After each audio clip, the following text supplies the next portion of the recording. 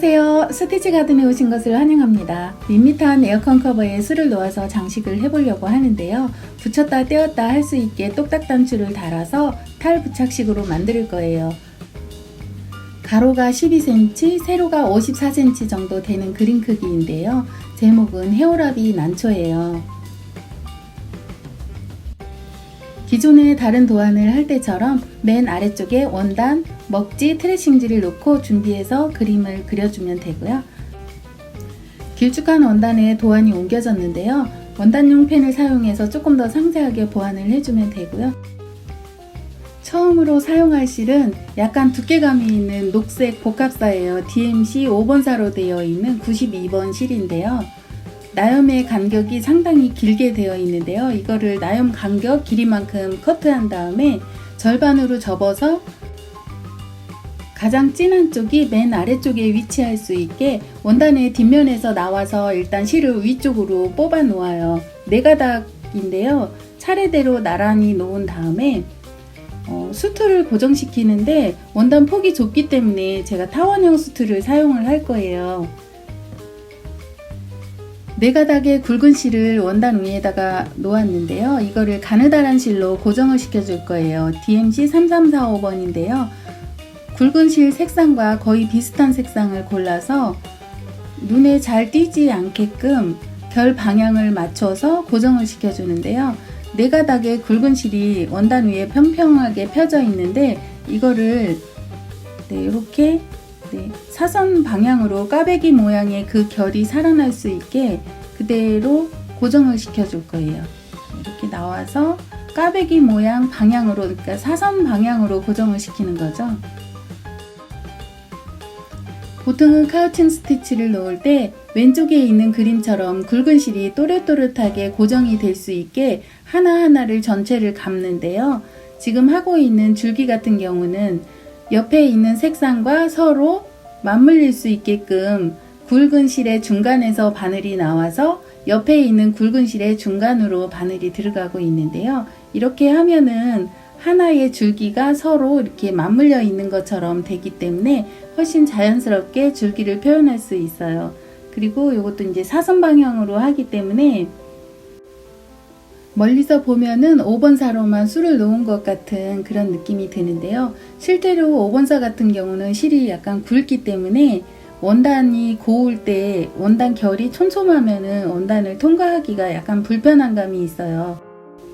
이럴 때 카우칭 스티치 기법을 활용해서 한 가닥 실로 고정을 시켜주게 되면은 훨씬 더 자연스럽고 매끄럽게 표현할 수가 있어요.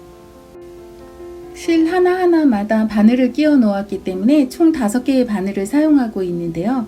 그라데이션 돼 있는 실에 끊지 않고 여기 그림을 건너뛰는 부분은 뒤쪽으로 해서 건너뛸 거고요. 여기도 지금 양쪽으로 갈라지는 부분이어 가지고 꽃 있는 쪽으로는 한 가닥만 위치하게 하고 위로 더 길게 가는 부분은 3가닥이 이쪽으로 해서 건너갈 수 있게 하기 때문에 바늘을 다 끼워 놓고 사용하는 게 훨씬 빠르게 할 수가 있어요. 자, 여기도 이제 2가닥 위로 올라가고 또 하나 다시 옆으로 이렇게 해서 또 여기는 다른 그림이 또 올 거니까는 건너뛰고 또 이쪽으로 들어가서 또 위로 건너뛰고 해서 이 부분은 이제 다시 카우칭으로 고정시켜주면 되죠. 결 방향을 맞춰서 사선 방향으로 해서 카우칭 고정시켜주고 또 다시 위에 부분도 바늘 끼워진 거를 그대로 빼지 않은 상태로 건너뛰어서 이렇게 가주면 되죠. 바로 옆으로 나란히 해서 가지고요. 그라데이션 되어 있는 실이어서 아래쪽에는 진하고 위로 갈수록 색상이 점점점 연하게 나오는데요. 굵은 실 색상에 맞춰서 가느다란 실도 색상을 비슷하게 맞춰주는 게 좋은 것 같아요. 자, 여기도 꽃 쪽으로 하나 갈라지기 때문에 한 줄을 이쪽에 고정을 시켜주고 이거를 매듭을 해버려야지 뒤로 갔을 때 실이 엉키지 않고 할 수가 있어요. 자, 이렇게 해서 고정을 시켜주고 이쪽으로 이제 2가닥이 남았는데 2가닥을 더 위로 갈 수 있게 길게 해주면 되죠. 그림이 좁고 길어 가지고 자꾸 수트를 옮기게 되는데요. 그래도 타원형 수트를 사용하게 되면 조금 덜 옮기게 되는 것 같아요.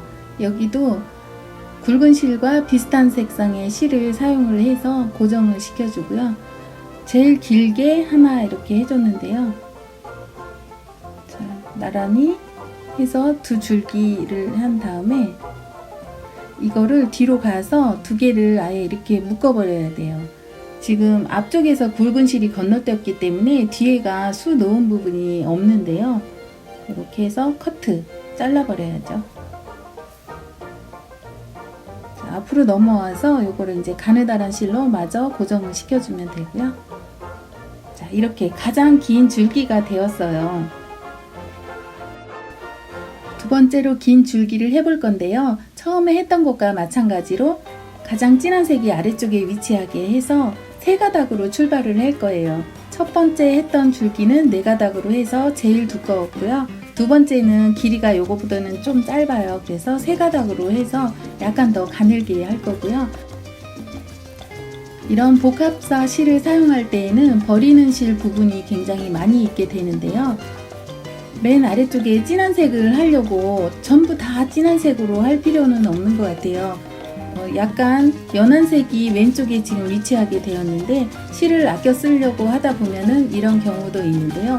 어떻게 보면은 우리가 식물들을 볼 때 한쪽이 약간 연하게 빛이 반사되어서 그런 부분도 있으니까는 그런 걸 감안을 해서 그냥 사용을 하면 다 좋을 것 같아요. 일부러 어떤 분들은 다 끊어서 다 버리시는 분들도 있어요. 전체를 똑같은 색으로 해야 된다고 생각을 하기 때문에 그런 현상이 일어나는데 가능하면 알뜰하게 쓸 수 있으면 다 사용하는 게 좋은 것 같아요. 자, 여기도 실이 갈라지는 부분이어가지고 세 가닥으로 출발했던 게 한쪽으로는 두 가닥, 이쪽으로는 지금 한 가닥을 고정을 하게 되었는데요. 실 색상이 많이 차이 나게 되었죠. 그래도 상관없어요. 그냥 자연스러우니까는 이렇게 해서 고정을 시켜주면 되죠. 그래서 고정시켜서 끊어버리면 되고요.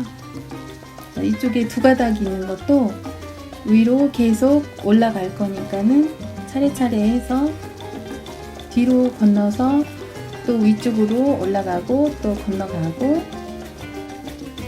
위로 갈수록 색상이 점점점 연하게 나오는데요. 맨 끝에까지 한 가닥은 그대로 고정을 시켜주고 세 가닥으로 출발했던 실이 처음에 한 줄 떨어져 나갔고 지금 두 가닥에 여기 중간까지 들어가서 마무리를 지어버리면 돼요. 자, 이렇게 해서 카우칭으로 그대로 고정을 시켜주고 맨 꼭대기 쪽에는 한 줄이었던 거죠. 복합사의 나연 간격이 상당히 길기 때문에 줄기를 하나 놓고 나면은 위에 쪽에 이렇게 연하게 남는 실들이 있는데요. 이 실을 아래쪽에 진한 실 옆 사이사이에다 위치하게 해서 균형을 맞춰줄 거예요. 자, 이렇게 길게 다시 한번 들어가서 위에 쪽 사이로다 나와서 또 고정을 해주게 되는데요. 이렇게 되면은 전체가 아래쪽에 진한 색이 아니고 진한 색과 연한 색이 골고루 섞이게 할 수 있어요. 실을 길게 롱스티치 하듯이 꽂아 놓았는데 이거를 그대로 하게 되면 너무 줄기가 일자로 쭉 뻗어 있기 때문에 그러면 조금 딱딱해지거든요. 그래서 손으로 이렇게 살짝 만져서 곡선지게 해주면은 더 자연스럽게 이게 야생 풀이기 때문에 그 느낌을 살려줄 수가 있어요. 자, 이렇게 손으로 조금 만져서 약간 곡선지게 해주면 되죠. 자, 사선 방향으로 이렇게 끝까지 고정시켜 주고요. 뒤로 가서 매듭할게요. 이쪽에도 먼저 썼던 진한색 실 끝에서 잘라낸 실인데요. 이 실을 그대로 사용을 할 거예요. 그래서 하나는 색상이 더 진하고 한쪽은 더 색상이 연한데 두 가닥을 나란히 놓고 고정을 시켜줄 거예요. 자, 이렇게 해서 한쪽은 빛이 반사돼서 좀 연하게 보이는 것처럼 할 거고 색상이 똑같지 않아도 이렇게 반쪽이어도 괜찮으니까는 해주면 되죠. 헤어라비 난초는 햇볕이 잘 드는 양지 바른 곳에 습지에서 자란다고 해요. 우리나라의 칠보산 지역에 분포되어 있다고 하는데요. 멸종 위기의 야생식물 2급으로 지정되어서 보호받고 있는 야생화예요. 생긴 것도 새가 날아가는 것처럼 생겨서 헤어라비 난초라는 그런 이름이 붙어 있는데, 날개를 쭉 핀 게 하얀 백로가 날아가는 것 같은 그런 모양새이거든요. 제가 헤어라비 난초 사진과 영상으로 처음 봤을 때는 어머, 이게 꽃인가 새인가 그런 생각을 했어요. 꽃 같기도 하고 나비 같기도 하고 새 같기도 한 그런 꽃인데요. 정말 볼수록 신기한 꽃이에요. 제가 이걸 수어 놓으려고 했을 때 표현이 잘 될지 그게 고민인데요. 일단 해볼게요. 꽃을 부르는 이름도 헤오라 기란초라고도 부르고요. 헤오라 비난초라고도 부르더라고요. 두 가지 다 검색을 해도 포털에서 찍으면은 다 나오는데요. 헤오라 기난초, 헤오라 비난초 이렇게 두 가지 다 찍으면 다 나오더라고요. 둘 중에 하나만 해야 될 것 같아서 고민을 하다가 헤오라비 난초로 하게 되었어요. 이 그림을 술을 놓으려고 했을 때에는 날씨가 좀 쌀쌀할 때였었어요. 근데 술을 놓다 보니까는 지금 날씨가 굉장히 더워져서 여름으로 가고 있는데요. 생뚱맞게 에어컨에 웬 커버냐 하겠지만은 에어컨은 사용하는 기간이 사실 1년 중에 짧잖아요. 길어봐야 뭐 2달, 3달 이 정도 사용하면 많이 사용하는 것 같아요. 근데 나머지의 한 10달 정도를 그냥 묵혀놓는 게 에어컨이잖아요. 그래서 이제 커버에다가 이걸 술을 넣으면 좋을 것 같아서 하게 되었어요. 에어컨 커버가 굉장히 밋밋하고 심심해요. 그림도 하나도 없고 아무것도 없는데 중간에 약간 포인트를 줄 수 있게끔 붙였다 뗐다 할 수 있게 에어컨 커버를 할 거예요. 좀 아쉬운 거는 너무 늦어져서 이거를 제가 오랫동안 볼 수 없다는 게 조금 아쉽기는 한데요. 그래도 일단 시작한 거니까는 그냥 끝까지 마무리를 해서 가을 때쯤 되면은 이 그림을 제가 사용하고 있지 않을까 하는 생각이 들어요. 에어컨에 붙여놓고.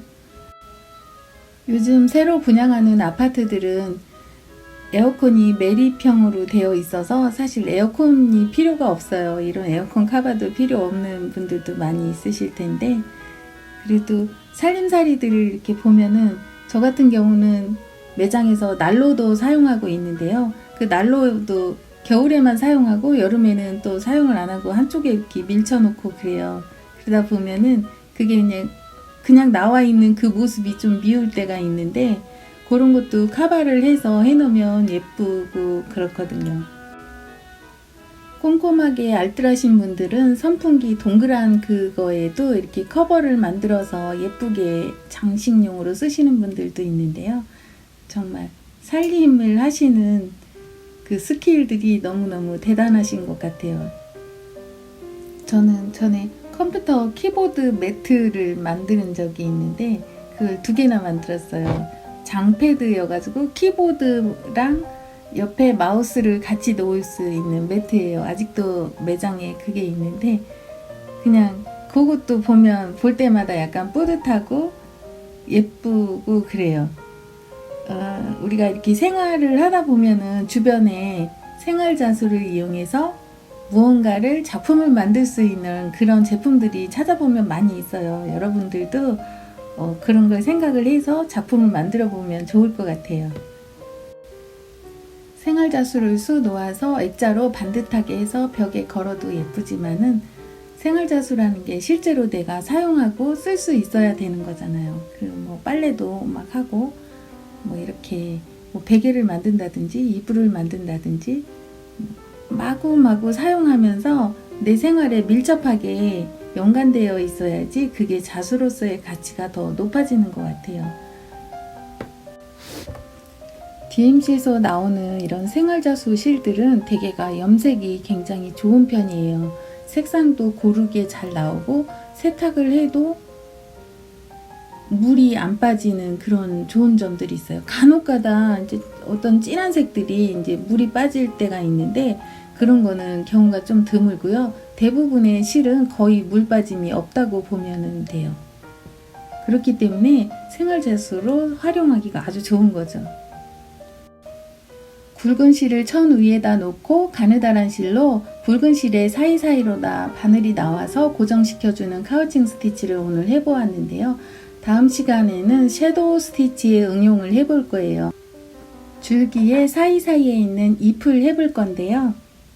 섀도우 스티치는 헤링본 스티치와 생김새가 거의 비슷한데요. 그거하고 약간 모양을 변형시킨 섀도우 스티치의 응용을 해볼 거예요. 오늘 여러분 시청해 주셔서 감사합니다.